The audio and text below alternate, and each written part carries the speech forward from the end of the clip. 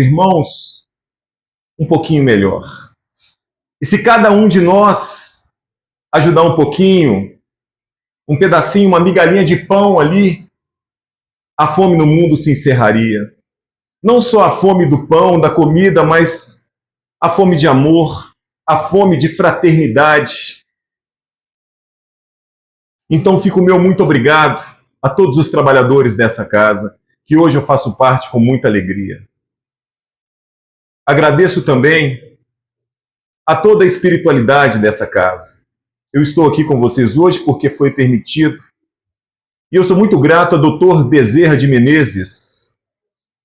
O conteúdo que eu trago para vocês, há mais de uma década de estudo, tem grande participação do Dr. Bezerra de Menezes, que foi um grande professor na minha caminhada, que está só começando nessa encarnação.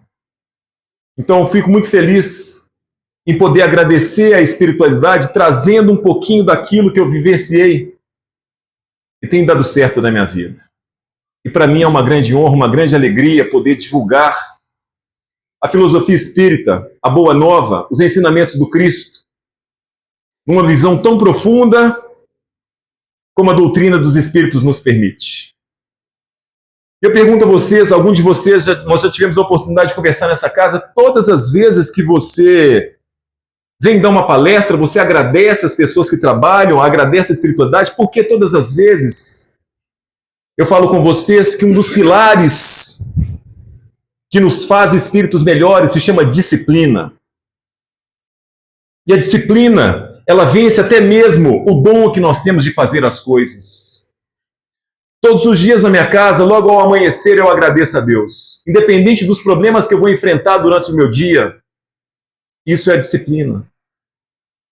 Para me tornar um espírito melhor, para aprender aquilo que Jesus veio nos trazer há 2 anos atrás, bem-aventurados os pobres de espírito, ou significa bem-aventurados os humildes. E quando todos os dias de manhã eu agradeço pela minha família, pelo alimento à mesa, pelo meu sono, pela minha casa, eu estou tendo a disciplina de entender que aquilo me foi concedido.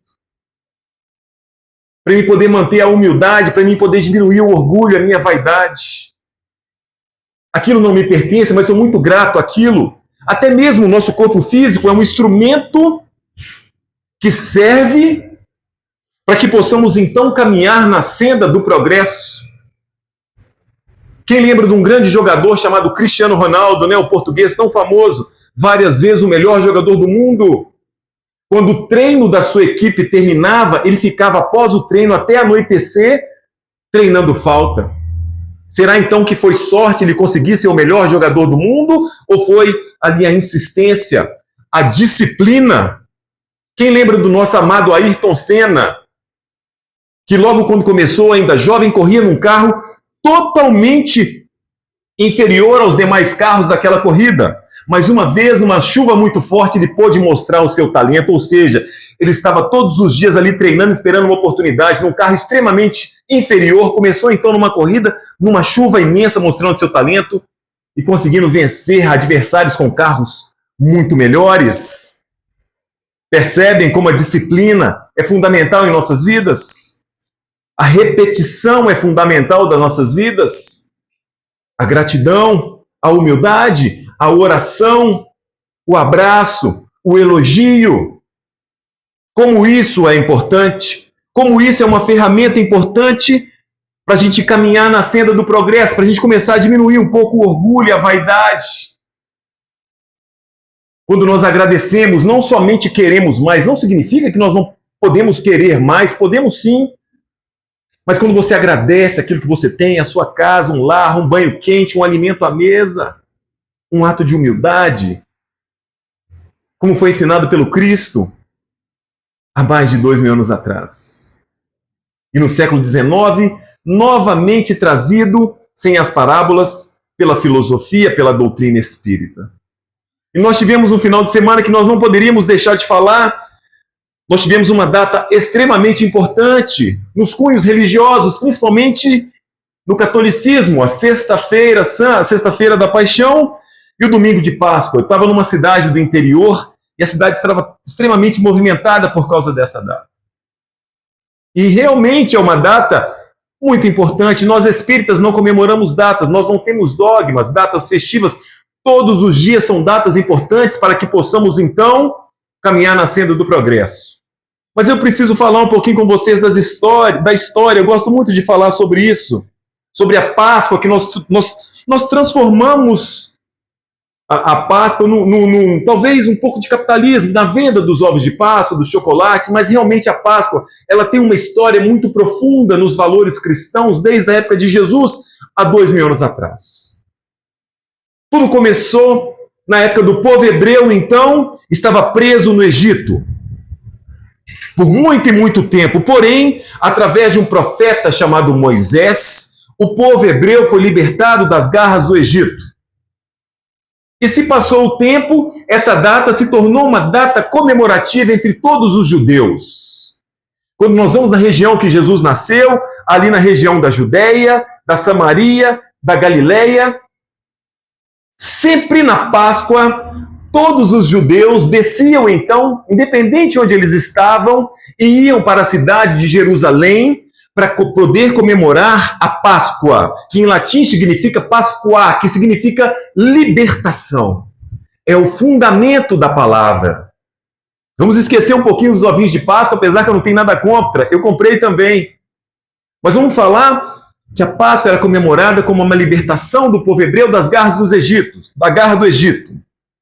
E Jesus, então, juntamente a seus apóstolos, todas as vezes, na comemoração da Páscoa, ele descia juntamente com seus apóstolos para a cidade de Jerusalém, para o templo, o maior templo, o templo de Salomão, para comemorar a Páscoa, a libertação do povo hebreu das garras do Egito. Porém, tem uma nota muito importante nessa história. Todos os judeus que moravam na Galileia, tinha a Galileia, a Samaria e a Judéia. Porém, os judeus não se davam muito bem com os samaritanos, por isso aquela parábola do samaritano, onde Jesus coloca o samaritano como um salvador. Então, todos os judeus que desciam para comemorar a Páscoa em Jerusalém, passavam lá atrás pelo Rio Jordão, até chegar em Jerusalém. E um certo dia, Jesus então chama seus apóstolos para poder comemorar a Páscoa. Mas, estranhamente, Jesus fala que passaria pela Samaria. Um grande ensinamento do Cristo. Ele não daria a volta pelo Rio Jordão. E os apóstolos assustaram. Nós não vamos receber alojamentos para dormir. Naquela época era muito normal. As pessoas chegavam e pediam para poder ficar na casa das pessoas e eles eram recebidos. Era normal receber as pessoas estrangeiras e deixar pernoitar na casa. Não existia hotel, não existia esse conforto que nós temos hoje. Mas os apóstolos sabiam que quando chegassem na Samaria, caminhando à noite com suas mochilas, com alimento, não receberiam essa hospitalidade. Muitas vezes Jesus pediam que os seus apóstolos iam à frente para poder caminhar e pedir às pessoas que pudessem ficar então na casa dessas pessoas, e eles voltavam bravos, dizendo para Jesus que deveriam punir aquelas pessoas que não recebiam, e Jesus com muito amor dizia que não, que eles dormiriam ao lento debaixo de árvores, mas estariam ali cumprindo a sua missão. E o principal ensinamento do Cristo, passando pela Samaria, não dando a volta no Rio Jordão, é para nos mostrar que não existe separação. Ele veio nos mostrar que a fraternidade ela deve ser maior que qualquer separação de denominação religiosa. Nós tivemos recentemente um irmão nosso muito importante, muito conhecido nas redes sociais, dizendo que irmãos de outra denominação religiosa não deveria frequentar uma casa espírita. E está tudo bem. Nós respeitamos a opinião daquele irmão. Nenhum de nós deve ter em qualquer momento qualquer sentimento de ódio. Ele pode tratar sim, como muitos dos nossos irmãos dão a volta no Rio Jordão, mas nós espíritas aprendemos com Jesus essa primeira lição em seguir o caminho mais difícil da união, da fraternidade, da não separação entre os bons e os maus, oportunidade para todos. Independente da sua denominação religiosa, a sua orientação sexual, a cor da sua pele, onde você mora, se você é rico ou se você não é rico, se você é simples, se você não é simples, não importa.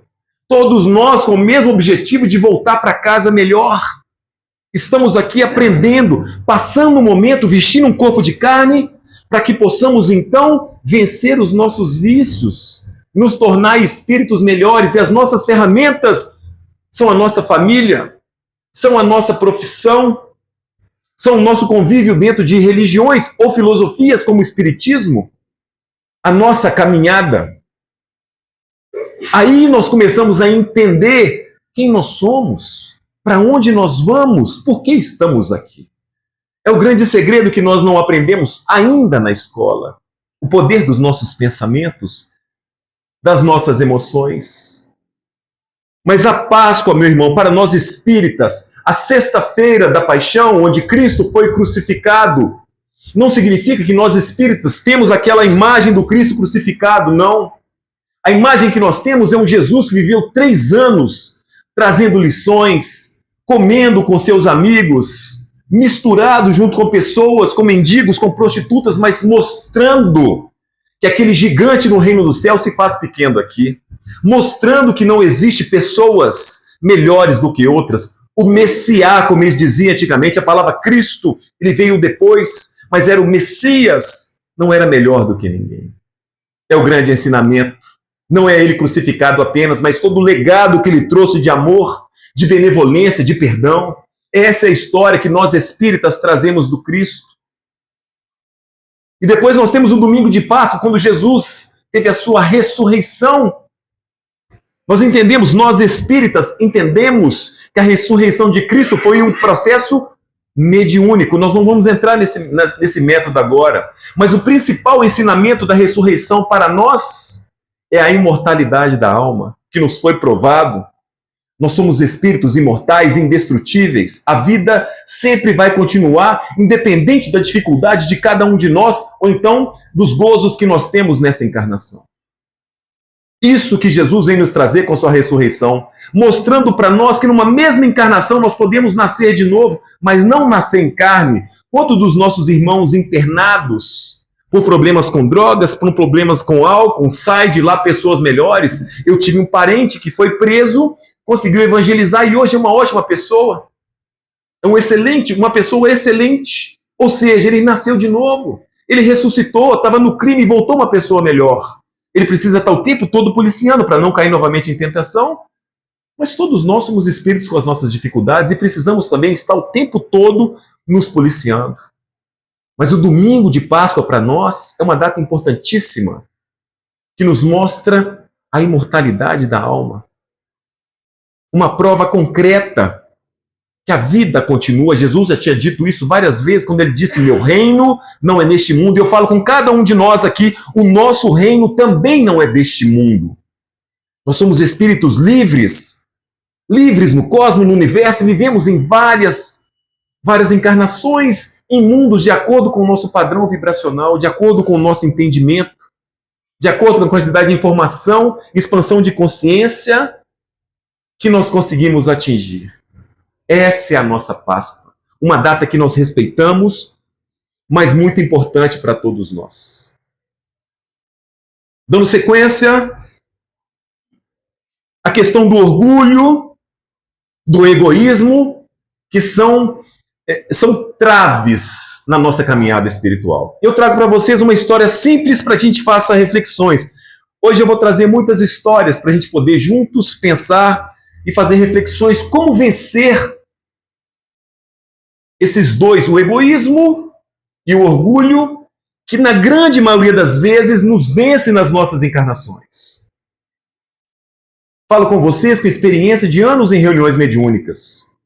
A maioria dos espíritos se manifestam ali, os seus problemas foram com o egoísmo, foram com orgulho, foram com vaidade. E existe na natureza um processo natural que é muito interessante. Uma lagarta se arrasta por muito tempo. Quem não conhece uma lagarta? Quando você vê uma lagarta, a primeira coisa, nossa, uma lagarta, nheco, quero matar, quero que ela saia daqui, vai queimar, ou seja, uma visão ruim de uma lagarta.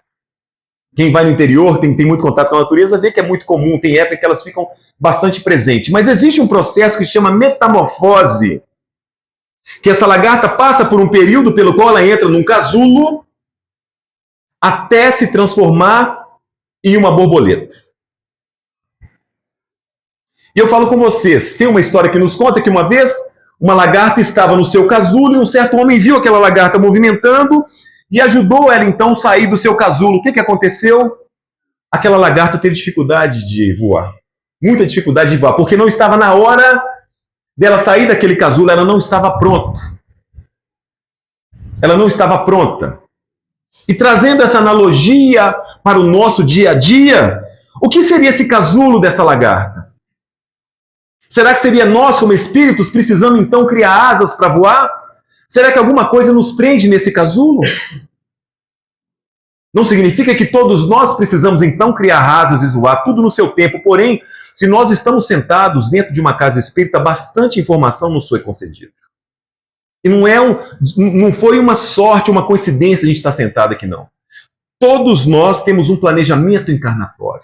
Nos foi concedido e nós somos capazes de receber as informações que o Espiritismo nos traz. Ou seja, a grande maior parte de nós está pronto para começar a largar esse casulo, para começar a criar asas, acreditar que nós somos capazes de mais. Mas o que é que nos trava? O que é que nos trava nesse casulo? O que é que nos faz então não permitir que a gente voe? A primeira coisa que eu falei inicialmente aqui, a intolerância. Todas as vezes que nós agimos com intolerância, nos mostra que nós não estamos prontos para sair do casulo. Se os nossos irmãos ainda têm intolerância para conosco, se nós tivermos também, não nos tornamos diferentes. Intolerância em que, Elberson? Intolerância religiosa. Se nós acharmos que nós somos melhores dos nossos irmãos das religiões afrodescendentes ou qualquer outro tipo de religião, nós não estamos prontos para sair do casulo. Ou seja, se a gente achar que é melhor por algum motivo de qualquer um dos nossos irmãos, não estamos ainda trabalhando com um nível de orgulho muito alto, um nível de vaidade muito alto.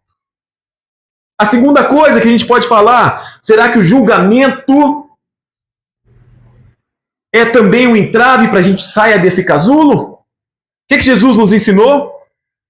Retire primeiro a trave dos vossos olhos antes de tirar o cisco do olho do nosso próximo. Ou seja, meu irmão, é claro o que Jesus nos ensinou. Você não sabe as vidas pregressas daquele irmão, as dificuldades, as suas provações, se ele está num processo expiatório, ou seja, ele precisa passar por dificuldades nessa encarnação. Então não julgue. Às vezes nasceu, já falei isso várias vezes aqui, nasceu num local muito difícil, não teve acesso à educação, não teve um prato de comida diário na sua casa, não teve um pai ensinando para casa, não teve uma mãe presente, não teve um pai presente. Será que nós podemos julgar? Será que nós não estamos com uma trave no nosso olho para poder falar do cisco do próximo? Política, nós temos tanta dificuldade política e isso é normal. Mas se nós desejamos a morte de um político pelo qual hoje representa o nosso país, ou representou, nós também não podemos sair do casulo. Não significa que nós precisamos ser coniventes com aquilo que a gente não concorda. Mas podemos falar da seguinte maneira: o meu candidato não ganhou. Infelizmente, eu não concordo com a política atual, porém, eu torço que as coisas deem certo. Vejam a diferença de visão, vejam a positividade na nossa colocação, independente se não está dentro do nosso planejamento aquilo que a gente deseja. Vou dar exemplo para vocês, por que ainda nós precisamos de trabalhar torcida de futebol um do lado do outro com grade e policiamento? Eu gosto muito de futebol. Eu gosto muito de futebol e participo de torneios. Se a gente ainda precisa de trabalhar com grades igual animais, significa que nós não estamos prontos para sair desse casulo. Se ainda no século XXI eu ainda tenho discriminação por causa da cor da pele, eu não estou pronto de jeito nenhum a sair de um casulo. Entendam que num planejamento encarnatório tudo é planejado para que a gente possa lograr sucesso na nossa encarnação. O nosso corpo físico, a nossa profissão, a nossa família, as dificuldades que nós teremos. Como diz Divaldo Franco na reencarnação, ninguém nasce destinado à derrota. Como diz Chico Xavier na reencarnação, ninguém erra de endereço. eu ver se tem mais alguma coisa aqui importante. Voltando ao assunto do futebol. Quando nós vemos nas redes televisivas o tempo todo fulano matou, fulano secou, esse roubou, esse banco está misturado com isso, esse banco está misturado com aquilo, política misturado com religião, religião misturado com corrupção. Se você entrar nessa vibração, você não sai. Significa que você não pode assistir televisão? Não. Significa que você pode assistir televisão, sim, faz parte da nossa vida, porém, você tem que começar a filtrar aquilo que entra e fica, aquilo que entra e sai. O que é positivo, o que é negativo. Eu falo para vocês que vício, a gente fala que vício é somente bebida, são as drogas, mas vício são todas as atividades repetitivas que nos regeneram. Se eu assisto televisão demais, se eu sou viciado em televisão, aquilo é um vício e aquilo me prejudica. Se eu sou viciado em comer, é uma atividade que eu faço que também me prejudica, vai prejudicar o meu corpo físico. Quando eu desencarnar, eu preciso prestar conta do meu corpo físico. Sim, prestar conta. Eu cuidei do meu corpo físico. Quantas vezes acontece, eu falo com meu filho, falo, pai, eu posso beber quando eu crescer? Eu falei, filho, você tem um livre-arbítrio, você vai avaliar se pode ou não. O que você não pode é beber e dirigir. Porque se você fizer isso, você pode causar um acidente, voltar para casa, eu falo, ele é a casa do pai, e você volta como um suicida. Como aconteceu com o André Luiz. Quem conhece aquele livro Nosso Lar? Ou aquele filme Nosso Lar? Ele era viciado em álcool, ele era viciado em outros itens, como aqueles cabarés, a prostituição. O que aconteceu? Ele foi embora para casa mais cedo. E quando ele assustou, ele estava numa zona densa. Não é o inferno é uma maneira de falar. Tem um livro, Céu e Inferno, da doutrina espírita, que fala muito bem sobre isso. São regiões pelo qual as nossas vibrações estão em conexão, e ele estava numa conexão pesada. Por isso, para aquele local tão difícil, aquilo existe. Aquilo existe, sim. Porém, eu jamais falo com vocês, não tenham medo. Todas as vezes que você tiver medo, que você tiver culpa, tiver tristeza, você está abaixando a sua frequência. Você continua dentro do casulo. Ah, eu sou culpado. Ah, meu casamento não deu certo. Ah, o meu filho não deu certo na profissão que ele queria, ele não foi um homem de bem. Não se culpe. Nós temos várias e várias encarnações. O grande segredo para a gente poder vencer as nossas encarnações, quando nós começamos a colocar alegria nas coisas que a gente tem. Quando a gente começa a agradecer todos os dias aquele simples cafezinho, prato de comida, aí a gente começa a conectar numa vibração gigantesca que se chama do amor. Mas para eu falar mais desse tema, só para finalizar então, meus irmãos, nós estamos prontos para sair desse casulo. E nós não dependemos de ninguém, não. Cada um de nós tem esse processo dessa metamorfose, dessa mudança íntima, que o Espiritismo nos traz com tanta propriedade, essa reforma moral, essa mudança interna nossa. Mas não é mudança radical, mudança simples. Num ato de pensar, dentro do nosso lar, da maneira de preparar o nosso alimento, da maneira que a gente levanta e finaliza o nosso dia. Com tristeza ou com gratidão, são tudo escolhas. E todas as escolhas, elas geram consequências, positivas ou não. Mas eu queria contar uma história para vocês, para a gente falar exatamente do tema sobre o egoísmo e sobre o orgulho, e vou falar um pouco da vaidade também. Eu vou contar a história de um irmão desencarnado que se chama Marcelo. E é muito interessante. Marcelo ele foi um fazendeiro muito rico em uma das suas encarnações. E por ser uma pessoa muito egoísta, ele passou um tempo muito grande nas zonas extrafísicas, que nós conhecemos de baixas vibrações, que a gente conheceu como umbral. Não tenhamos medo, é normal isso existe. Depois ele foi resgatado por uma colônia espiritual, depois que ele se arrependeu, passou um tempo, entendeu os erros. E nessa colônia espiritual ele passou por um processo muito grande de treinamento para ele poder ter uma nova encarnação. E nessa nova encarnação foi planejado para ele que ele teria uma família, ele teria um trabalho, ele teria uma casinha, teria um banho quente, nada faltaria para ele. Mas foi alertado para Marcelo, durante muito tempo na sua pré-existência corpórea, no plano espiritual, que ele deveria tomar muito cuidado com o orgulho, que ele deveria tomar muito cuidado com o egoísmo, e ele deveria tomar muito cuidado com a vaidade. Porque ele se perdeu em várias encarnações, nesses entraves que eu falei com vocês na nossa encarnação. Marcelo, então, finaliza o seu planejamento encarnatório. Juntamente com mentores espirituais, ele faz todo o seu planejamento para que ele possa novamente nascer na carne. Então o que acontece? Ele vai, passa um período nas câmeras de encarnação. Isso é normal. A gente passa um período nas câmaras de encarnação, nós estamos com o corpo perispiritual, como adultos, ou a maneira que a gente desencarnou. Nessa câmara de reencarnação, nós esquecemos as nossas vidas passadas e reduzimos o nosso corpo perispiritual para que a gente possa, então, nascer nos ventres das nossas mães, o abençoado ventre da nossa mãe. É muito bonito esse processo. Alguns livros nos trazem essa concepção reencarnatória. Então passamos por esse processo e nascemos novamente na carne.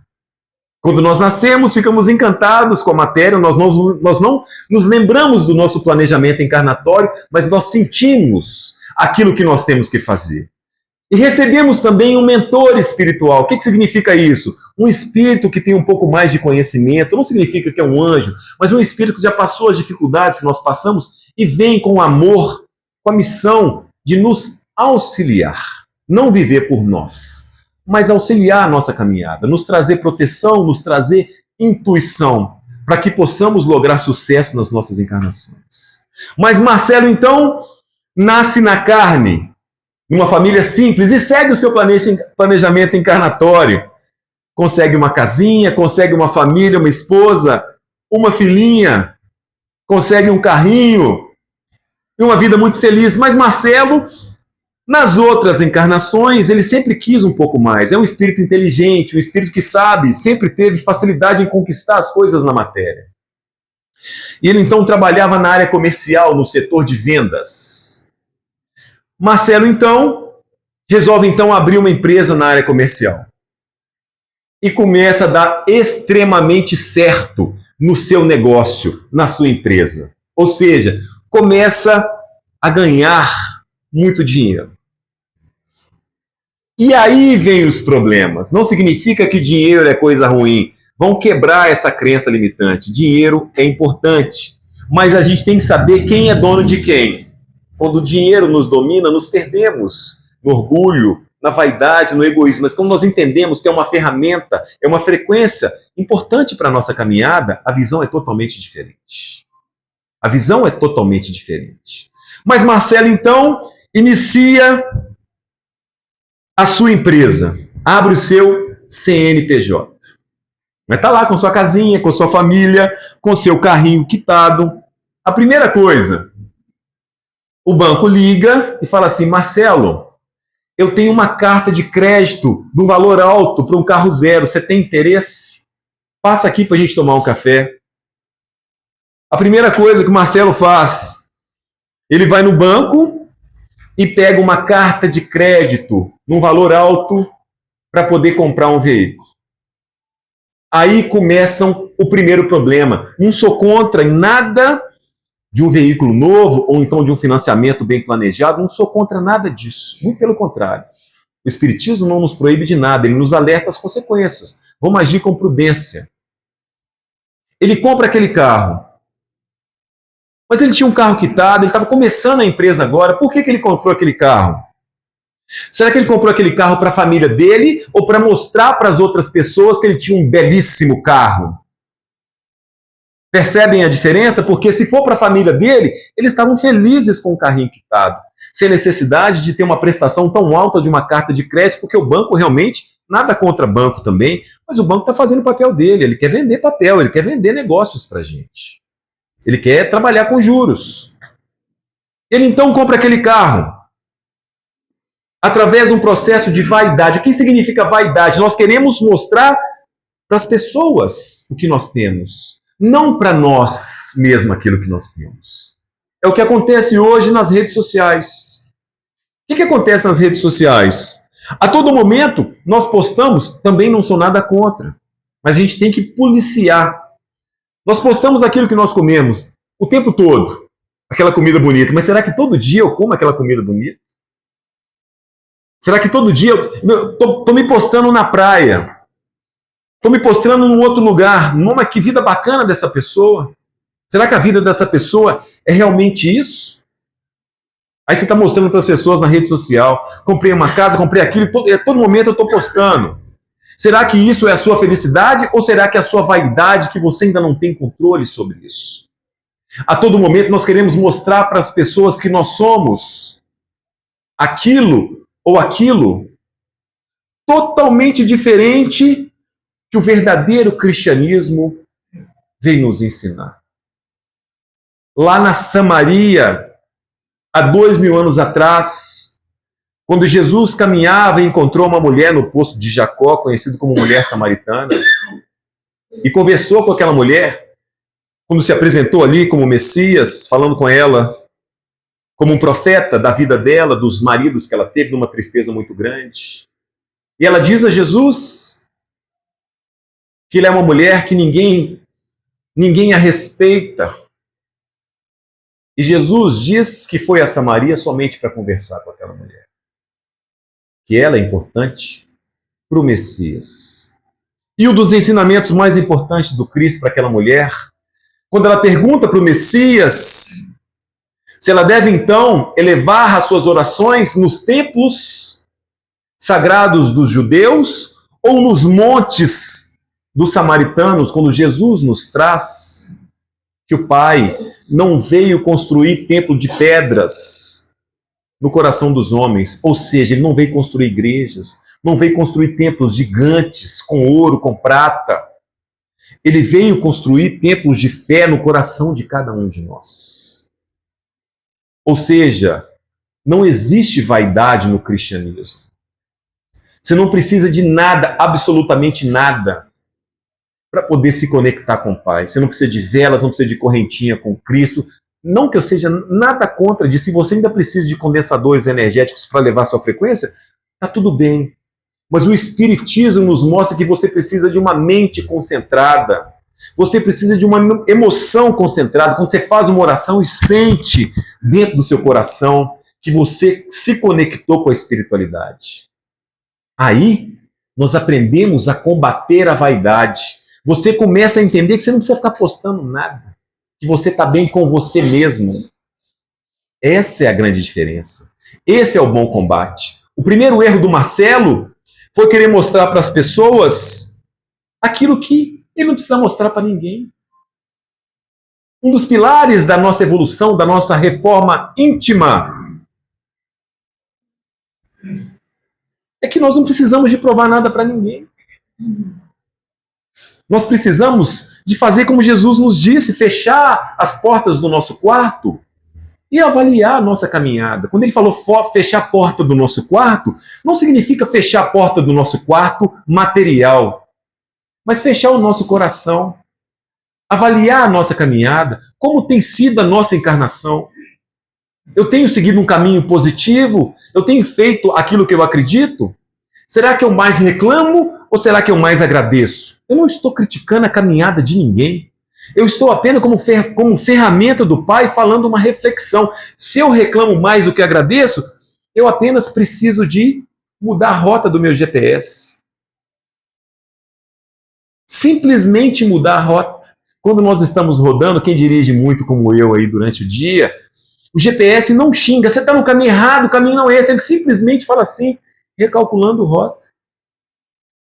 É assim que o Pai conversa com a gente, filho, vamos recalcular essa rota, vamos mudar essa direção, não vamos esperar a dor bater na nossa porta como ferramenta de alerta para a gente poder mudar essa rota, não. Vamos trancar dentro do quarto, avaliar dentro do nosso coração, conosco mesmo, sem necessidade de magia, de procurar alguém, de procurar espírito. Não estou dizendo que é muito importante esse aconselhamento espiritual, que eu faço frequentemente, mas nós somos capazes de não depender de terceiros. Nós somos capazes de avaliar e enxergar o nosso caminho. Voltando ao assunto, então o primeiro empecilho que a gente possa então lograr êxito da nossa encarnação é a vaidade. Vamos começar a falar menos da nossa vida. Vamos começar a postar menos da nossa vida. Né? A gente às vezes vai num jantar com pessoas desagradáveis e a pessoa começa a falar com você, eu tenho isso, eu tenho aquilo, eu fiz isso, eu fiz aquilo, eu trabalho com isso, eu trabalho com aquilo. Fica tão monótona a conversa. Às vezes a gente pode falar de coisas boas, coisa tranquila, Aí você começa a falar só do eu, e a coisa não flui. Uma vaidade tão grande. Claro que é um orgulho muito grande. Ó, meu filho tá caminhando para isso, tá caminhando para aquilo. Isso é um orgulho muito grande. Tem uma história tão linda que quebra totalmente essa questão do orgulho e da vaidade, que fala de uma formatura. Minha esposa é professora de Direito. E numa formatura de Direito de uma turma extremamente simples, onde lá você coloca aquelas batas e é chamado o seu nome, pelo qual você então sobe e pega uma representação da sua formatura. A gente fala o canudo. Os professores estão ali com muita alegria entregando aquilo para aqueles alunos que se esforçaram e se formaram. Porém, eles chamaram o nome de um aluno e esse aluno não apareceu, mas ele estava presente. Eu não entendi por que aquele aluno não apareceu.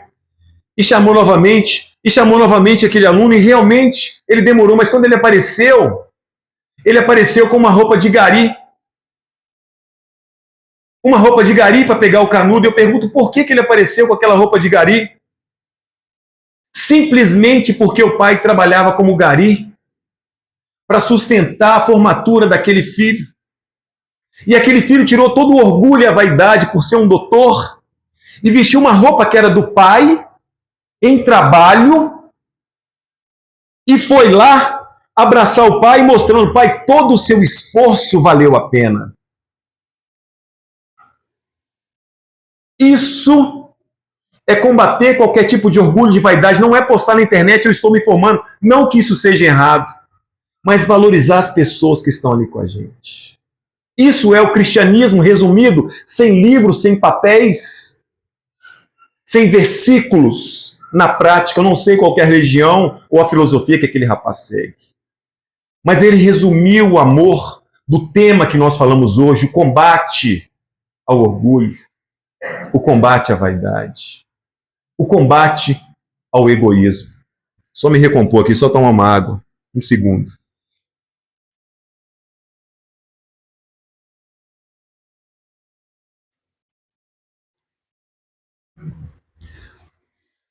Dando sequência a esse espírito do Marcelo, que cometeu esse erro de querer adquirir as coisas através de um financiamento para mostrar às pessoas, aí começa aquela preocupação gigante das contas a pagar, as brigas dentro do lar, aquela preocupação de ter que trabalhar mais, que poderia então estar ali brincando com o filho ou com a filha.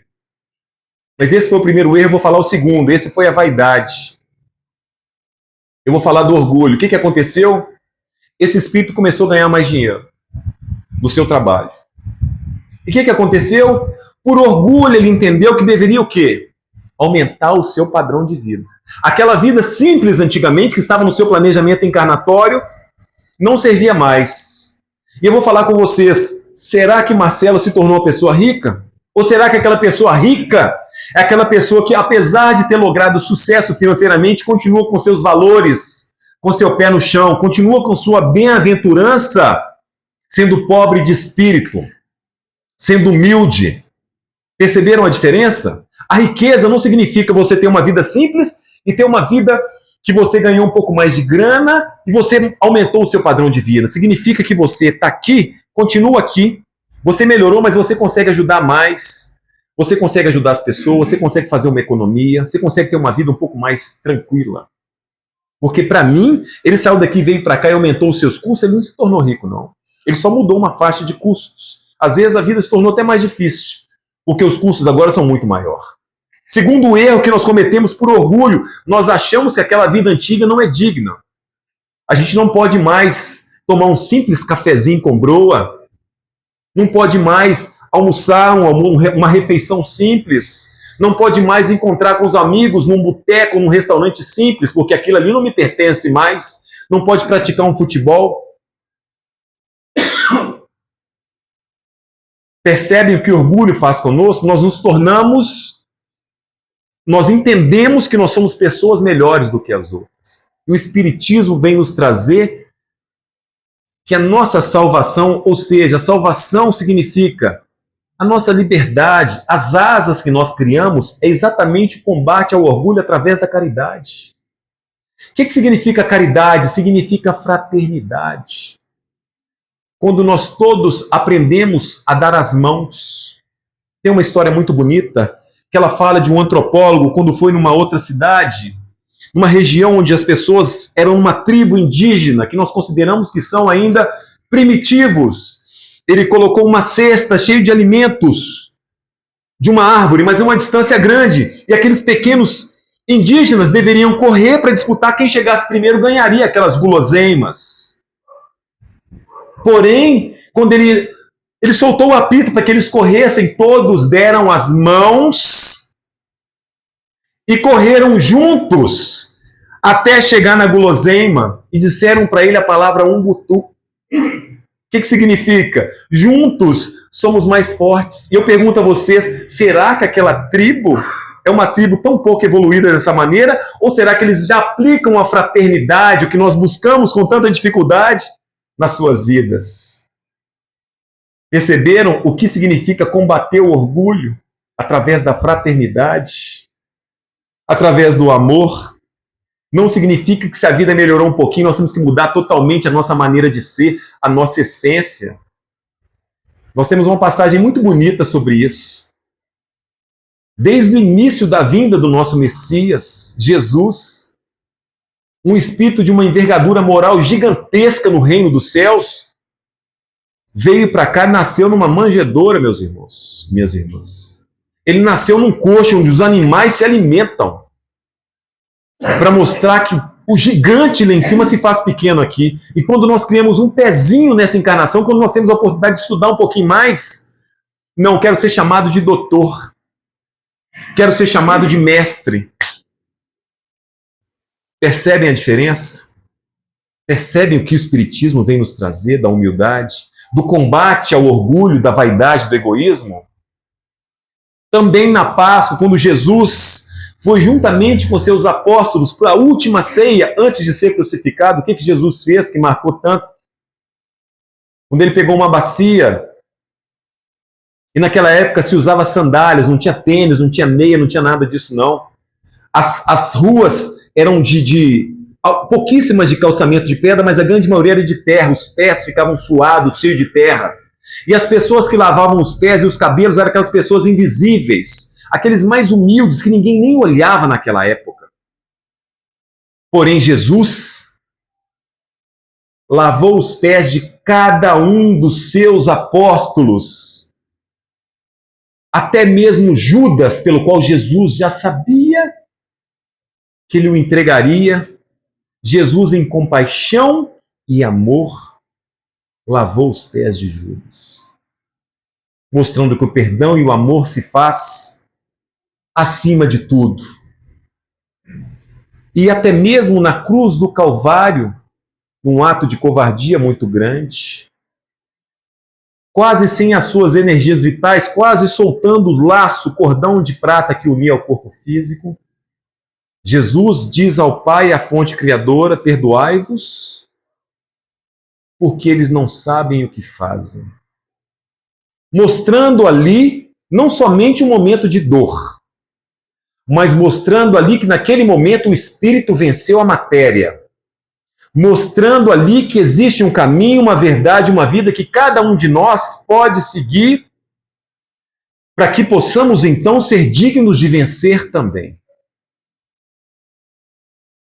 Mas dando sequência a esse espírito que nos trouxe tanto ensinamento do tempo que nós falamos hoje, Marcelo, então, cria um padrão de vida muito alto, esquecendo todos os seus valores, as pessoas que caminharam com ele. Mas ainda assim não era suficiente. E para piorar, o orgulho foi tão grande, o egoísmo foi tão grande, que ele se achou que não servia nem mesmo para sua família. O que aconteceu?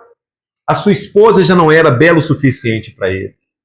A sua família já não era suficiente para ele. O que ele fez? Pediu a separação. A grande derrocada daquele espírito.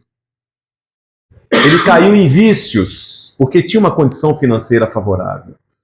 O vício das drogas, o vício das bebidas, o vício da prostituição. Nós podemos julgar esse espírito? Não. Nos foi trazido através da mediunidade essa história para que possamos divulgar e poder entender com o erro daqueles irmãos, naquela simplicidade de voltar e falar os erros que cometeu, para que ele possa novamente nascer na carne e começar a reparar os seus erros. Infelizmente, ou felizmente pela misericórdia divina, aquele espírito vai nascer várias vezes para que ele possa então corrigir os seus erros.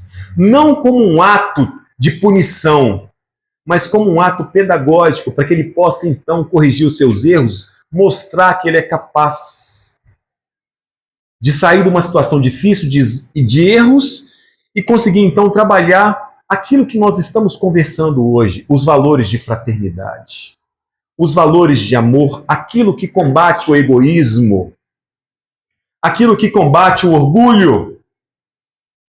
E a gente tem que prestar bastante atenção, porque muitas das vezes a gente fala que o contrário do ódio é o amor. Mas eu falo com vocês que é ainda mais perigoso, o contrário do amor é a indiferença, meus irmãos. É a indiferença. Quando do outro lado tem uma guerra e a gente não está nem aí para isso. Quando a gente passa na rua, tem alguns irmãos lá, independente se eles estão tomando cachaça, se eles estão com alguns problemas lá, eles estão na rua, a gente passa indiferente. Quando o seu vizinho está tendo alguma dificuldade, indiferente. Eu não estou falando para você pegar as coisas da sua casa e sair fazendo doação, não é isso. É fazer uma oração. Sobrou um pouco, pode ser aquilo que sobrou, não tem problema. Você participar, doar um pouco daquilo que você tem, seja alimento, seja tempo, seja dinheiro, seja qualquer coisa, seja sentar e ensinar o seu filho a matemática, a física, o português, seja pegar o seu filho e trazer uma casa espírita ou qualquer denominação religiosa, para que ele comece então a compreender um caminho mais leve, sair um pouquinho dos riscos que essa encarnação, que a vida nesse mundo de provas e expiação ainda nos traz, que nos desvia tanto do caminho. Nós repetimos muitas das vezes a nossa lição de casa, nós reencarnamos várias vezes com os mesmos problemas, mas o Pai não tem pressa. Mas eu volto a falar do início do nosso estudo hoje. Se nós estamos nesse casulo ainda, e nós adentramos numa casa espírita, significa que as nossas asas da liberdade estão crescendo. Não através da minha comunicação com vocês ou de qualquer outro expositor ou trabalhador da casa, através do conhecimento que nós temos. Como Jesus disse há 2000 anos atrás, conheceis a verdade e ela vos libertará. Ou seja, quanto mais conhecimento a gente aprende e aplica na nossa vida, como eu falei com vocês da gratidão todos os dias, da alegria, por mais que a vida esteja difícil no seu trabalho, a sua asa está crescendo. As asas da liberdade. As asas quando saímos de um reino hominal e passa para um reino angelical. Quando a gente sai um pouco do reino animal, que está colado ao reino hominal, e começa então a criar asas para a gente ser espíritos melhores. Para que a gente possa, num futuro, numa evolução próxima do Cristo, quando pai, filho, vocês precisam voltar para ajudar os seus irmãos que estão começando a caminhada, a gente simplesmente vai falar com o Pai, estou indo, com muita alegria, como Jesus, como Kardec, como Chico, como Divaldo Franco. Eu não estou falando que eles estão nivelados espiritualmente, não, mas esses espíritos que vieram, que abriram mão de toda a matéria, como o Dr. Bezerra de Menezes, abriram mão de toda a sua riqueza para poder nos auxiliar. Dr. Bezerra de Menezes foi convidado a morar em outros orbes mais avançados. Um dos pilares da doutrina dos espíritos é a pluralidade dos mundos existentes. Ele teve uma encarnação muito bem sucedida, não uma, mas várias, Dr. Bezerra de Menezes. E no término dessa encarnação, ele foi convidado a viver em outros planetas onde a fraternidade já se faria presente. Mas nem em seu livre-arbítrio, ele falou que enquanto tiver uma alma sofredora neste reino, ele vai permanecer aqui conosco. Isso é um espírito extremamente evoluído. Um espírito que criou as suas asas e saiu do seu casulo. Um atendimento a Dr. Bezerra de Menezes, quando um homem o procurou, e Dr. Bezerra pergunta àquele homem que estava numa aflição muito grande qual era o seu problema, ele disse que não tinha nada. que o problema era na sua casa, a sua esposa estava muito doente e ele não tinha dinheiro para comprar os seus remédios.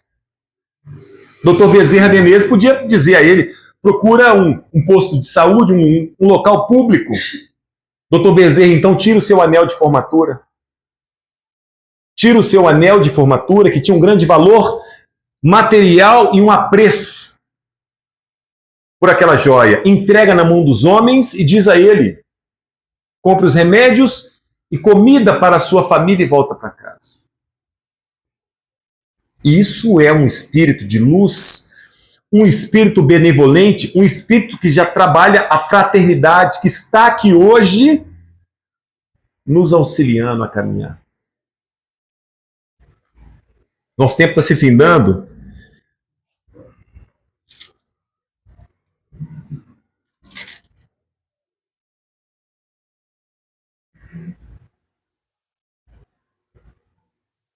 Eu falei com vocês, tinha uma parábola que eu ia falar, vou falar ela rapidamente. Ela fala muito sobre isso. Ela fala uma palavra lá do Velho Testamento sobre o rico e o Lázaro. Vocês já devem ter ouvido falar. Existia um homem muito rico que se vestia com uma roupa toda de purpurina, todo muito bonito, uma família muito, muito rica. E existia um mendigo chamado Lázaro. E aquele mendigo todos os dias estava às portas daquele rico pedindo alimento. E ele jogava apenas as migalhas do alimento para aquele pobre, para Lázaro, juntamente com os seus cães que lambiam as suas feridas. E passou assim toda uma encarnação. E a parábola nos fala que ao desencarnar, Lázaro, o mendigo, foi recebido pelos braços de Abraão. Ele subiu direto. Subiu por quê? Porque ele era pobre? Não. Ele passava por uma encarnação muito difícil através de um processo de provas e expiação. E ele não se revoltou quanto a isso. Ele não teve revolta, ele teve ali, caía as migalhas, ele comia as migalhas juntamente com seu caçula, com os animais ali.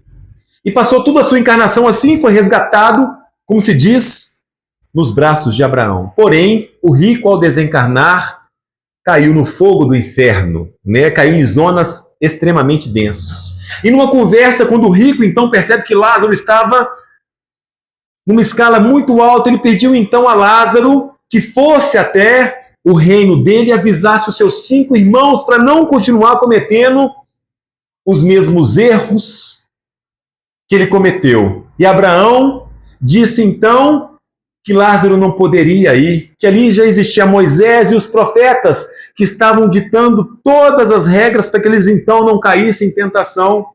O que acontece conosco? A comunicação da fonte criadora, de Deus do todo, vem através das nossas literaturas, através dos nossos irmãos, assim que Deus comunica conosco. Através de uma leitura, através de um vídeo que aparece. Mas ainda assim, o rico pede Lázaro que mandasse uma gota de água para sua língua, porque ele estava com uma sede muito grande. E Abraão disse que existia um abismo entre os dois, que ele não conseguia chegar até lá. Esse abismo que ele diz é a diferença vibracional, quando nós estamos presos ao orgulho e à vaidade, quando nós estamos livres de orgulho, de vaidade, livres, eu falo assim, numa proporção pelo qual ainda vence em nós a fraternidade, a caridade, a benevolência. Existe um abismo muito grande. Essa parábola nos traz exatamente essa reflexão. Tomemos cuidado. Quem é grande aqui, quem se faz pequeno aqui no planeta Terra, eu não estou falando pequeno em questões materiais, não. Você pode ter uma vida extremamente confortável, mas seja humilde, comece a olhar para o lado, a ver as pessoas, a ter menos orgulho e vaidade. É muito comum isso. Tem uma história muito interessante, meu tempo está se findando. Um jovem encosta num carro muito bonito, numa festa, e chega o dono do carro e fala com ele assim, sai agora, o que você está encostado aí no meu carro? E esse jovem era um lutador. Fazia tal jiu-jitsu ou tal, e ele parou naquele momento e olhou para o outro que reclamou com ele assim, o meu orgulho está assim lá no céu. Fala assim, você vai deixar isso acontecer? Mas ele vai e vem um pensamento, um pensamento. Eu tenho uma esposa em casa, eu tenho 2 filhos. No que ele tem esse pensamento, ele pede desculpa ao cara que ele estava encostado no carro e vai embora. É uma escolha que ele fez. Ele poderia fazer a segunda escolha: eu sou um lutador, eu não vou aceitar esse desaforo. Porém, esse rapaz que chegou aqui poderia ser um policial, poderia ser um bandido, poderia estar armado. Assim que eu falo com meu filho, quando você for passear em algum lugar, numa balada, em algum local, e você esbarrar em alguém e tal, aquela pessoa fala assim: por que você está esbarrando em mim? Começar a olhar torto, significa que está na hora de você voltar para casa. Está na hora de você amar o seu pai, amar a sua mãe.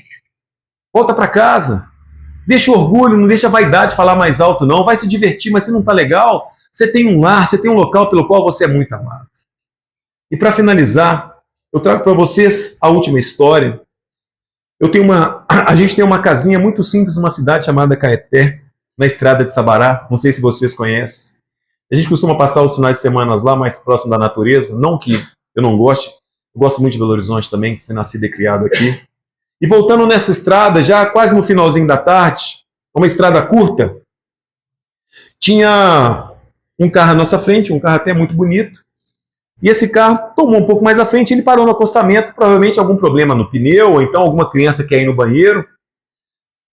Mas aquele carro então joga 2 cachorrinhos para fora do carro e acelera. E os cachorrinhos começam a correr atrás do carro. Um ato de extrema crueldade.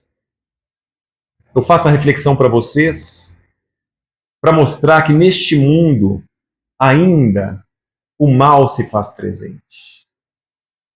Nós temos que, cada um de nós, mudar as nossas atitudes, sem julgamento. E aqueles 2 cachorrinhos saíram correndo atrás do carro. Eles estavam numa mata fechada, eles não conseguiriam sobreviver. E por meu azar, eu estava passando na hora juntamente com a minha família. E esses cachorrinhos estão lá, chama Tico e Teco. Comem, que é uma beleza, uma despesa gigante. Mas é isso, meus irmãos. Eu volto a falar na disciplina, quando eu repito para vocês em todo final, eu já estou finalizando, todo final de estudo, nós somos paz, nós somos luz, nós somos benevolência, nós somos amor e nós somos fraternidade. Muito obrigado a todos. Foi uma noite extremamente agradável estar aqui com vocês. Eu espero novas oportunidades de divulgar o Evangelho do Cristo à luz da doutrina dos Espíritos com vocês. Que assim seja.